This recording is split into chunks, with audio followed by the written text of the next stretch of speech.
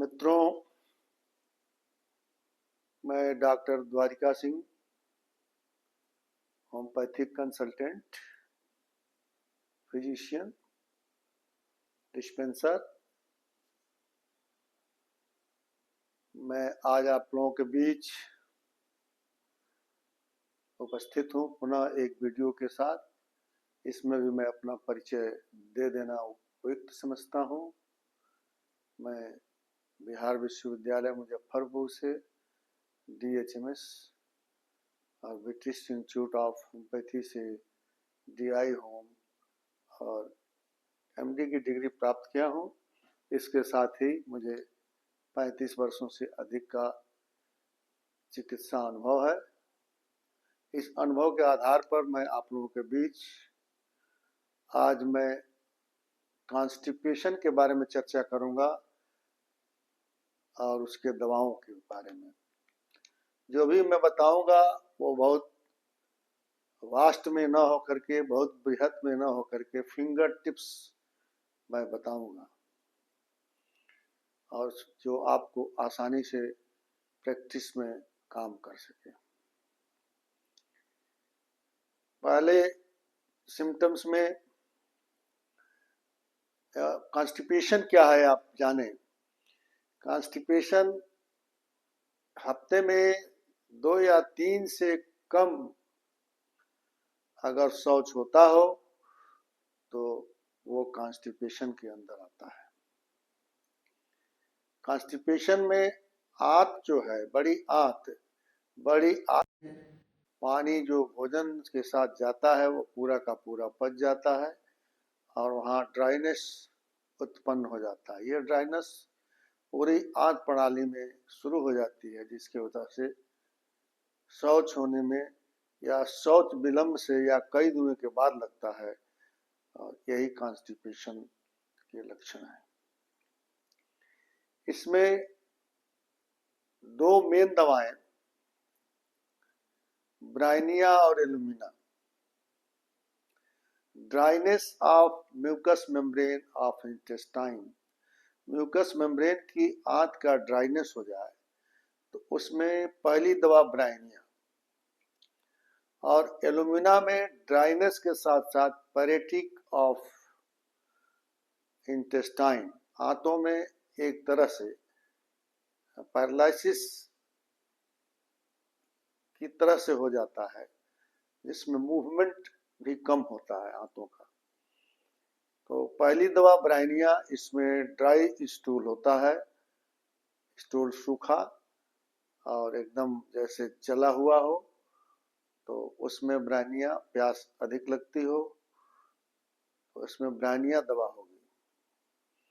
2 या 3 दिनों के बाद लगातार न टट्टी हो, शौच न लगे, 2-3 दिन जब तक आंत पूरी तरह से फुल न हो जाए, तो ऐसे समय में एलुमिना दवा होगी।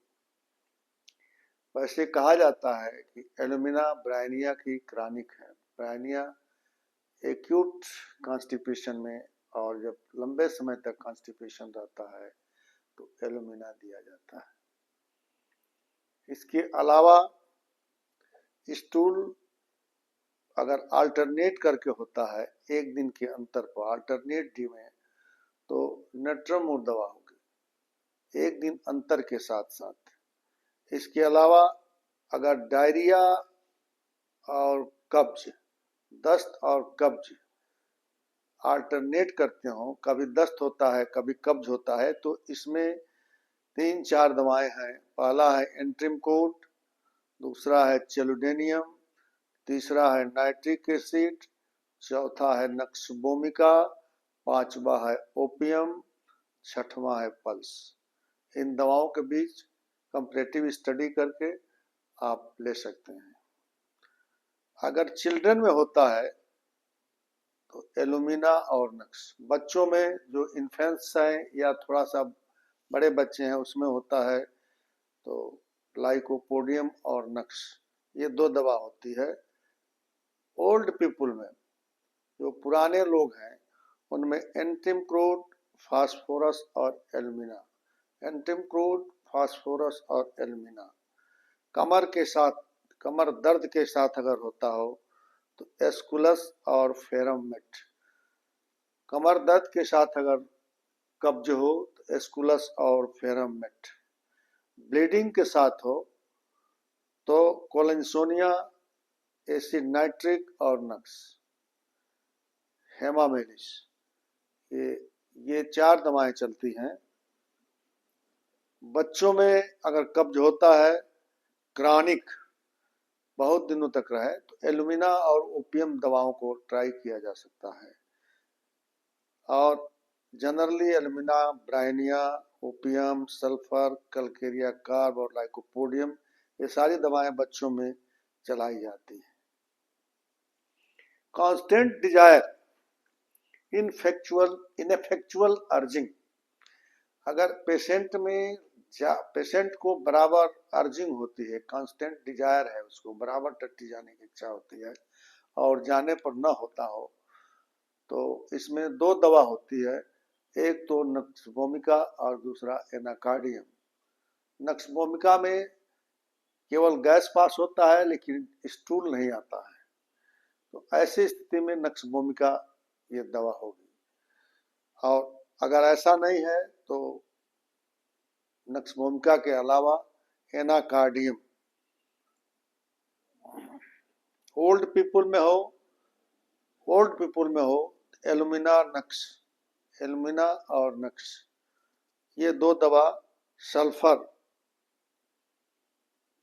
और एनिमा एब्यूज से होता हो, बार बार अगर पेशेंट को एनिमा लगा हो और उसके बाद भी टट्टी नहीं होती है, उस कब्ज जो है ठीक नहीं होता है, तो उसमें ओपियम दवा होती है जिसमें छोटे छोटे स्मॉल स्टूल होते हैं टट्टी में, उसमें दिया जाता है। हार्ट वीकनेस के साथ हो, अगर हार्ट की कमजोरी, हार्ट की बीमारी के साथ कब्ज होता हो तो फाइटोलक्का और स्पाइजिलिया, ये 2 दवा मुफीद है और इसको देने की जरूरत है। खुजली के साथ अगर टट्टी होती हो, खुजली भी हो टट्टी में और कब्ज हो, तो डोलिकस with the medicine the first.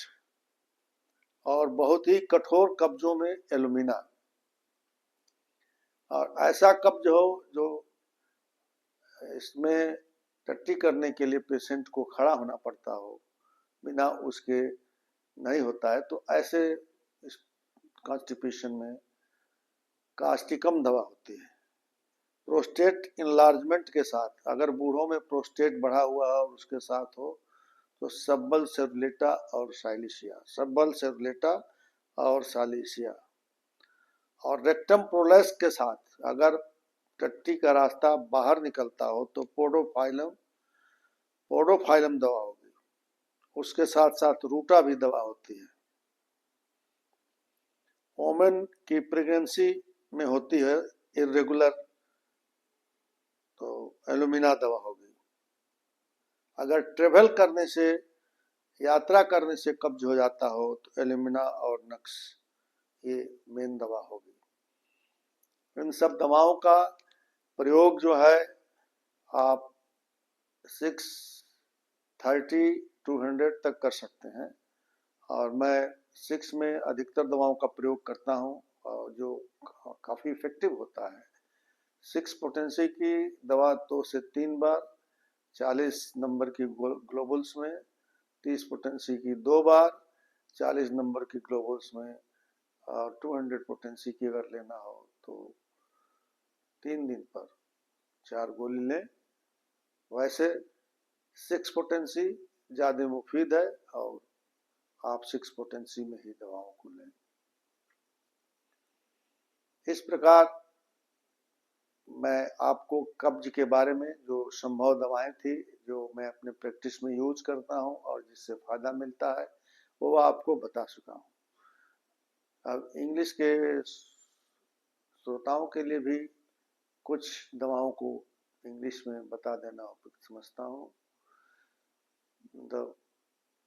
Today I discussed about the constipation.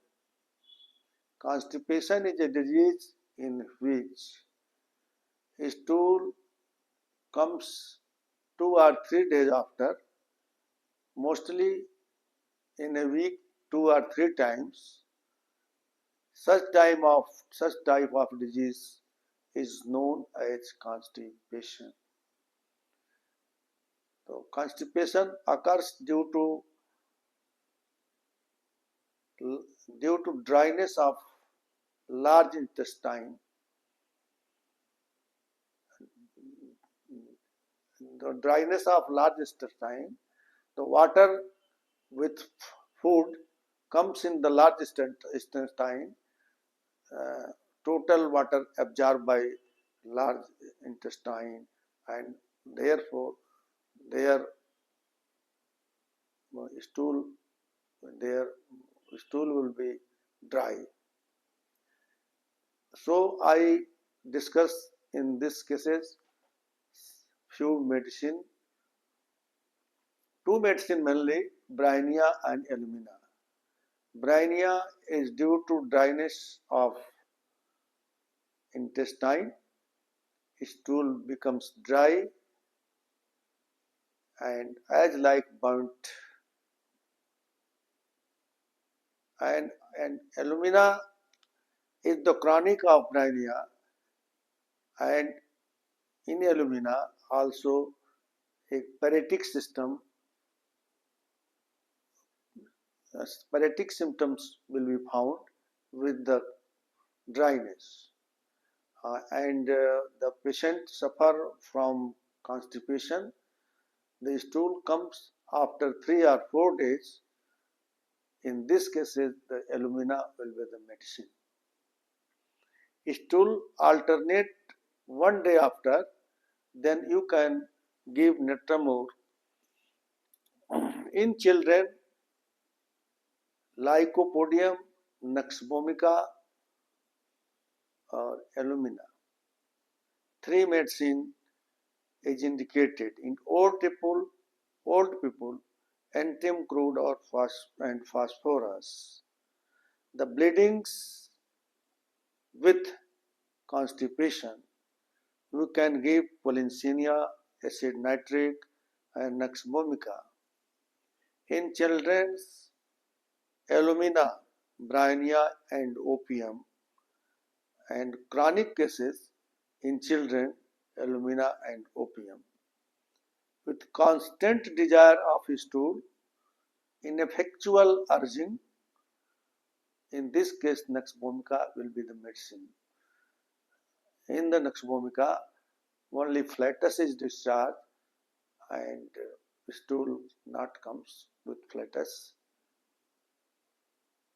and Nux-vomica and anacardium is the other medicine in this type of symptom. In old people, you can use Illumina, Nux and sulfur. Enema abuse, where the patient takes before many times enema, in this case opium will be the medicine. And heart weakness, if the patient have heart weakness, the Phytolacca and Spigelia will be the medicine. With itching in anus, Dolichos will be the medicine. Constipation with itching in anus, Dolichos will be the medicine. Obstinate constipation, in obstinate constipation, Illumina will be the medicine, and another medicine will be Illumin. In prostatic trouble patient, where the prostate is enlarged, subbull cerulata and silicea, subbull cerulata and silicea, with rectum prolapse, with stool, podophyllum and ruta will be the medicine. Those patients who takes purgatives for the many times, there will be Nux-vomica will be the medicine.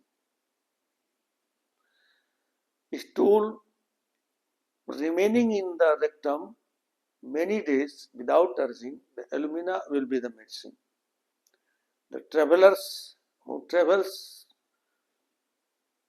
in trains or other sites, the alumina and nux vomica medicine if he suffer from constipation.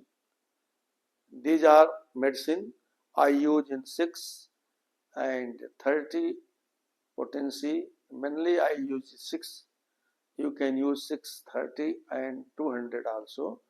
I use 6 2 times in a day in 40 numbers globules, and 30 is also 2 times a day in 40 number globules, and 200 also in 2 days after, 3 days after, 4 pills in a day after in 30 number globules. Thanks